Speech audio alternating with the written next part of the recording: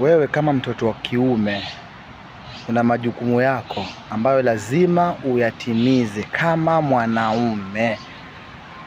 Unatimiza majukumu yako, ni wajibu kama mwanaume.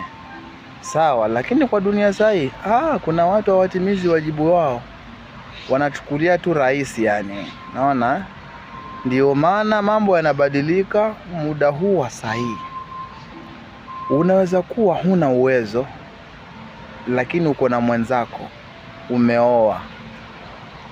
Lakini vile uko na bidii, unawajibika, anakuelewa. Lakini kuna watu wamechukua watu lakini hawawajibiki.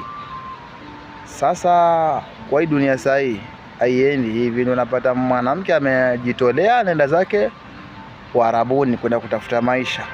Wewe na ule upuzi wako kwamba uwajibiki, unaona ulichukua mtu, umemaliza poa fresh, ndio yanatokea hayo mnayoyaona sasa.